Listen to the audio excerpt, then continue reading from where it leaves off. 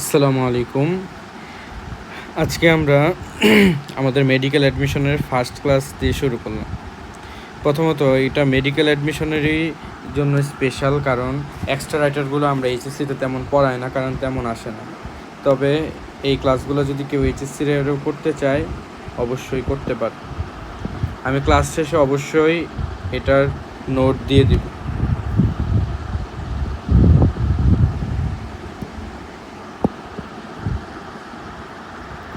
তাহলে আজকে আমরা যেই অংশটুকু দাগাই দিব, ফুল অংশ হয়তো দাগাইতে পারবো না, যতটুকুই দাগাইতে পারি সেটা হচ্ছে প্রাণীর বিভিন্নতা ও শ্রেণীবিন্যাস। এটা হচ্ছে জুলজি প্রথম অধ্যায়। এটা হচ্ছে আলিম স্যারের বই। এই আলিম স্যারের বইয়ের পর আমরা আবার মাজেদা ম্যামের বইও দাগাবো। আমরা উদ্দেশ্য একটাই, যাতে আমাদের এক্সট্রা রাইটারের পড়াগুলো হয়ে যায়। অবশ্যই আমি এক্ষেত্রে বলে নিব, আমার উদ্দেশ্য এখানে এটা ভালো স্টুডেন্টদের জন্যই মেইনলি। প্রথমত ভালো খারাপ বলতে কিছু না, আমরা অ্যাডমিশনে চাইবো সর্বোচ্চ প্রিপারেশনটা নিতে। যদি ফাঁকিবাজি না থাকে, তারপরে যদি কেউ ফাঁকিবাজি করে তাহলে আমরা সেই ক্ষেত্রে বলবো যে তুমি মেইন বই আগে পড়ো।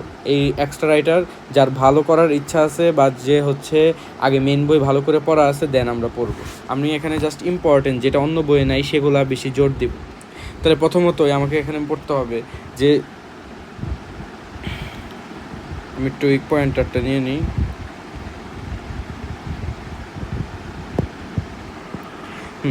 অ্যানিমিলিয়া রাজ্যের অন্তর্গত বহুকোষী প্রাণীদের জীব বলা হয়। তা জীবদের প্রাণী বলা হয়। তাহলে মেইনলি প্রাণী কাদেরকে বলা হচ্ছে, কোন রাজ্যকে? অ্যানিমিলিয়া রাজ্যকে। আমাদের এই বহুকোষীর ভিতরে দেখো আরেকটা ওয়ার্ড আছে, এই ওয়ার্ডটা আমাদের মনোযোগ দিতে হবে, মেটাজোয়া। তাহলে এই মেটাজোয়ার কথাটা মনে রাখো যে আমাদের অ্যানিমিলিয়া রাজ্যের মেটাজোয়াদেরকে কি বলা হচ্ছে? প্রাণী বলা হচ্ছে, অথবা অ্যানিমিলিয়া রাজ্যের বহুকোষী জীবদেরই প্রাণী বলা হচ্ছে। তারপর এখানে যেগুলো ইম্পর্টেন্ট আমি সেগুলো আগেই দাগায় রাখছি, এই জন্য সেখানে ইম্পর্টেন্ট লাইনগুলোই গুরুত্ব দিচ্ছি। তাহলে প্রথমত এখান থেকে জিনগত বৈচিত্র্য। এই জিনগত বৈচিত্র্যের মধ্যে কী কী এমসিকিউ আসতে পারে? অবশ্যই এই জিনগত বৈচিত্র্যটা একই প্রজাতির সদস্যদের মধ্যে হইতে হবে। জিনগত বৈচিত্র্য তখনই হবে একই প্রজাতির সদস্যদের মধ্যে। প্রজাতিগত বৈচিত্র্য হবে ভিন্ন প্রজাতির সদস্যদের মধ্যে। আর বাস্তুতান্ত্রিক বৈচিত্র্য হবে ভিন্ন ভিন্ন জলবায়ুর পরিবেশে বা ভিন্ন ভিন্ন পরিবেশে যে জীব আছে তাদের মধ্যে।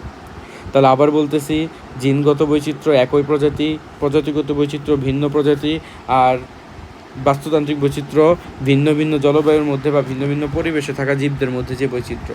আমাদের এগুলার এক্সাম্পলগুলো গুরুত্ব দিতে হবে, এগুলো আজমল স্যারের বইও আছে। তাহলে জিনগত বৈচিত্র্য কি? হোমোসেপিয়েন্স, আমরা জানি সবারই হচ্ছে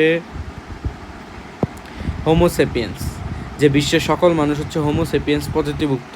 কিন্তু এর জিনগত বৈচিত্র্যগুলো কী কী আছে?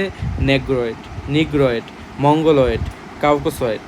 তাহলে এই যে বিভিন্ন রেস দেখা যাচ্ছে, জাতি দেখা যাচ্ছে, কেউ সাদা একদম, কেউ কালো, কারো মুখ দেখতে একদম গোলাকার, যেমন কোরিয়ান বা চায়না, দেখতে প্রায় একই দেখা যায়। এগুলো হচ্ছে সব জিনগত বৈচিত্র্য। তারপর হচ্ছে এখানে নিচে এই লাইনটা খুব ইম্পর্টেন্ট লেখা, কোনো প্রজাতির প্রাণী গোষ্ঠীতে অধিক পরিমাণ জিনগত বৈচিত্র্য থাকলে তাদের মধ্যে অধিক প্রকরণ দেখা যায়।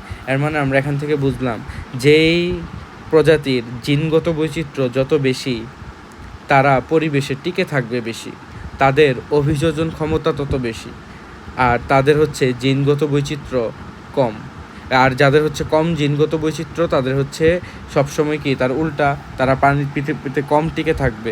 তাই এখানে লেখা আছে বিশিষ্ট প্রাণী সর্বদা হুমকিতে থাকে। তাহলে এখান থেকে এতটুকু ইম্পর্টেন্ট যে কোন প্রজাতির বেঁচে থাকার সম্ভাবনা বেশি বা অভিযোজন ক্ষমতাটা কাদের বেশি। তারপর প্রজাতিগত বৈচিত্র্য, তাহলে ভিন্ন প্রজাতির বলে নিলাম। তারপর এখানে এক্সাম্পল কি? বাঘ, সিংহ। তাহলে এক্সাম্পল আসতে পারে, বাঘ এবং সিংহের মধ্যে যে বৈচিত্র্য, সেটা কি জিনগত বৈচিত্র্য? না, এটা ভিন্ন প্রজাতি আইসা পড়ছে। বাঘ আর সিংহ একই প্রজাতি না, এই জন্য এটা প্রজাতিগত বৈচিত্র্য হয়ে গেছে। যদি বাঘের মধ্যেই দুইটা প্রজাতির কথা বলতো, তাহলে সেটা হয়তো জিনগত প্রজাতি, যে একটা খাটো একটা লম্বা, অথবা একজনের কালার এরকম আরেকজনের এরকম। বাস্তুতান্ত্রিক বৈচিত্র্য, এখানে আমাদের মনে রাখতে হবে, এখানে আমরা পরিবেশের কারণে যদি তার মধ্যে যে বৈচিত্র্য বা পরিবর্তনটা আসবে, যেমন বন জঙ্গলের ভাল্লুক, এই যে লেখা আছে বাস্তুতান্ত্রিক বৈচিত্র্যের কারণে তুন্দ্রা অঞ্চলে সাদা ভাল্লুক আর বনভূমি অঞ্চলে কালো ভাল্লুক দেখা যায়। তাহলে এই দুই ধরনের ভাল্লুকের গায়ের রং ভিন্ন হয়েছে তাদের পরিবেশের কারণে। তাই এটা কিসের উদাহরণ? বাস্তুতান্ত্রিক বৈচিত্র্যের উদাহরণ। আশা করি বুঝতে পারছি।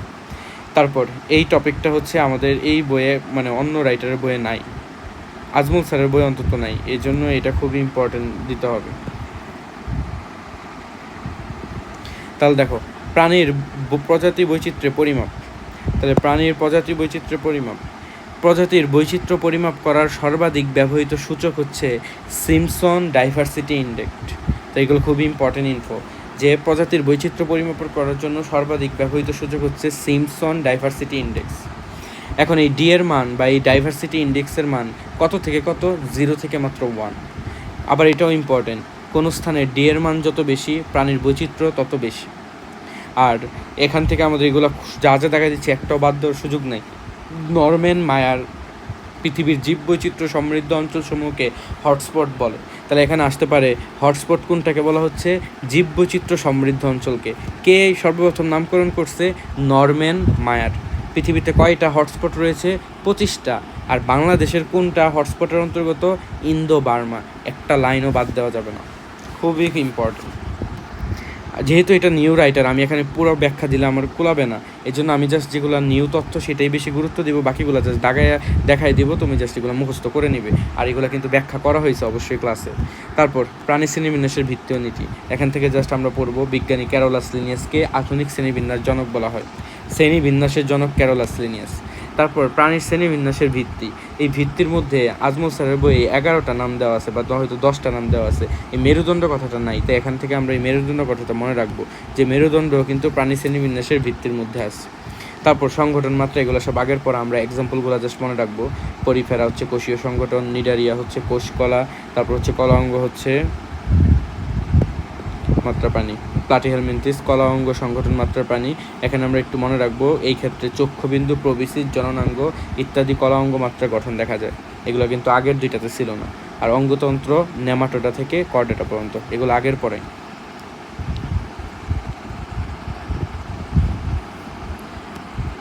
তারপর যারা ভালো আছো তারা চাইলে এই জিনিসটাতে ফোকাস দিতে পারো, বাট এটা সবার জন্য না।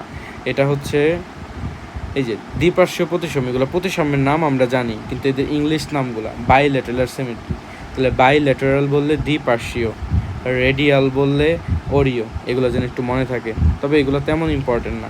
আরেকটা জিনিস, যদি বলে কয় ধরনের প্রতিসাম্যতা আছে, যদি সংখ্যা আসে, তাহলে অবশ্যই আমরা এই সংখ্যাটা মনে রাখবো। প্রাণী জগতে 5 ধরনের প্রতিসাম্য দেখা যায়। আর এই প্রতিসাম্য কে ধারণা দেন, খুবই important, Ernest Haeckel. Ernest Haeckel খুবই ইম্পর্টেন্ট, যেগুলো ভেরি ভেরি ইম্পর্টেন্ট, এগুলো কিন্তু ভালো করে মনে রাখবো। এখানে প্রত্যেকটা শ্রেণীবিন্যাসের জন্য খুবই ইম্পর্টেন্ট। এটা পিডিএফ দিয়ে দেওয়া হবে।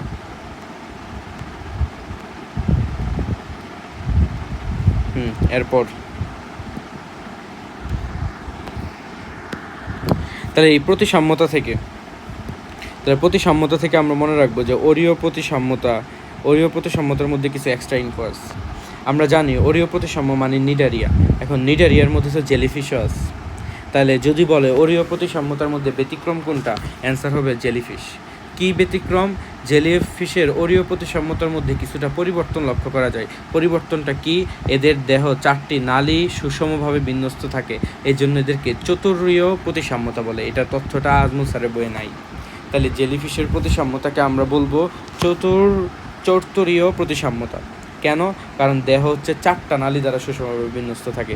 ওরিও কিন্তু বলি অনেকগুলা তলে সমান অংশে বিভক্ত করা গেলে, আর এখানে 4টা নালী দ্বারা বিন্যস্ত থাকে, তাই চতুরীয় প্রতিসাম্যতা বা টেট্রামারিজম। আবার এটা আমাদের জানা আছে, একাইনোডার্মের ক্ষেত্রে উদাহরণ কি, সমুদ্র তারা, সমুদ্র আর্চিন, সমুদ্র লিলি। মানে সমুদ্র কথা থাকলে আমরা বলছিলাম একাইনোডার্মাটা পর্ব হয়। তাহলে সেই ক্ষেত্রে কোন ধরনের প্রতিসাম্যতা, পঞ্চরীয় প্রতিসাম্যতা। তারপর দ্বিঅরীয় প্রতিসাম্যতা, এখান থেকে এক্সাম্পল জাস্ট মনে রাখবো, টিনোফোরা আর অ্যান্থোজোয়া। গোলীয় প্রতিসাম্য, এখান থেকেও এক্সাম্পল, রেডিওল্যারিয়ান প্রোটোজোয়া। গোলীয় প্রতিসাম্যের উদাহরণ কিন্তু আমাদের আজমল স্যারের বইয়ে আছে, সেটা আমি জানি, ভলভক্স দিয়ে মনে রাখছিলাম, বাট এখান থেকে আমরা একটা জিনিস মনে রাখলাম, রেডিওল্যারিয়ান প্রোটোজোয়া। অপ্রতিসাম্যের উদাহরণ, অপ্রতিসাম্যের উদাহরণ খুবই ইম্পর্টেন্ট, যে অপ্রতিসাম্য মানে যে শুধু পরিফেরা হবে তা না, খুবই ইম্পর্টেন্ট, মলাস্কার মধ্যে শুধুমাত্র শামুক হচ্ছে অপ্রতিসাম্যের উদাহরণ। এই 2টা এক্সাম্পল আমরা মনে রাখব। তারপর এক্সট্রা হিসেবে আমরা এই জিনিসটা মনে রাখবো যে ওরিও প্রতিসাম্যতার লাভ কি, এরা হচ্ছে প্রাণীর খাদ্য সংগ্রহ ও প্রতিরক্ষায় অংশ নেয়। আর দ্বিপার্শ্বীয় প্রতিসাম্যতার লাভ কি, এরা হচ্ছে একটি আকৃতি প্রদান করে, যাতে করে একটি একই দিকে দ্রুত চলতে পারে। তাহলে দ্রুত চলার কথা বললে দ্বিপার্শ্বীয় প্রতিসাম্যতা, আর খাদ্য সংরক্ষণ ও প্রতিরক্ষায় সহায়তা বললে অরীয় প্রতিসাম্যতা। এই দুইটা যেন মনে থাকে। তারপর খণ্ডকায়ন। খণ্ডকায়ন খুবই ইম্পর্টেন্ট, কাদের ক্ষেত্রে দেখা যায়। তাহলে এই খণ্ডকায়নকে দেখো, খণ্ডকায়ন প্রাণীদেহে এক্টোডার্ম ও মেসোডার্ম উদ্ভূত একাধিক খণ্ডের রৈখিক বা অনুদৈর্ঘিক পুনরাবৃত্তিকে খণ্ডকায়ন বা মেটামরিজম বলে। আমাদের সংজ্ঞা মনে রাখার দরকার নেই, আমরা জাস্ট মনে রাখবো হচ্ছে খণ্ডকায়নের আরেক নাম হচ্ছে মেটামরিজম। এদের প্রতিটি খণ্ডকে সেগমেন্ট বা সোমাইট বা মেটামিয়ার বলা হচ্ছে। আর কাদের দেখা যাবে? অ্যানেলিডা। এই কথাটা ভেরি ভেরি ইম্পর্টেন্ট। তাহলে কাদের মধ্যে সর্বপ্রথম এই খণ্ডকায়ন লক্ষ্য করা যায়? অ্যানেলিডার মধ্যে।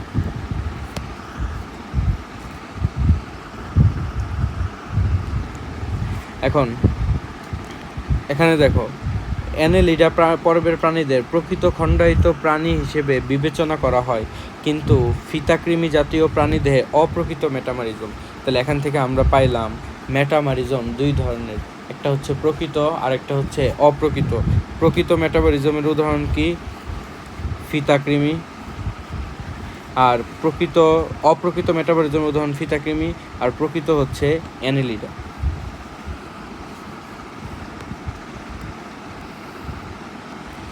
তারপর খণ্ডকায়নের গুরুত্ব আমাদের যে জানা আছে, চলনে সহায়তা করে। অঞ্চলায়ন। তাহলে খণ্ডকায়ন পাইছি আমরা অ্যানেলিডাতে সর্বপ্রথম, আর অঞ্চলায়ন সর্বপ্রথম পাই আর্থ্রোপোডার ক্ষেত্রে। এই জন্য এখানকে আমরা ওই ঘাসফড়িংয়ে পড়ছিলাম। এখান থেকে যে এক্সট্রা আমাদের মনে রাখতে হবে, ক্রাস্টাসিয়া, আমরা এটাও পড়ছিলাম। ক্রাস্টাসিয়া মানে চিংড়ি বা কাঁকড়া, আর হচ্ছে মাকড়সা, যেটাকে অ্যারাকনিড বলা হচ্ছে। এদের প্রাণীদের খণ্ডগুলো মিলিত হয়ে প্রোজোমা ও ওপিস্থোসোমা নামক দুটি টেগমা গঠন করে। আসলে এই নামগুলো একটু কঠিন লাগতেছে, আমরা ঘাসফড়িংয়ে যেমন পড়ছি বক্ষ, উদর, মস্তক, এখানে ওই নামগুলো জাস্ট প্রোজোমা আর হচ্ছে ওপিস্থোসোমা। তারপর উপাঙ্গ। উপাঙ্গ থেকে হচ্ছে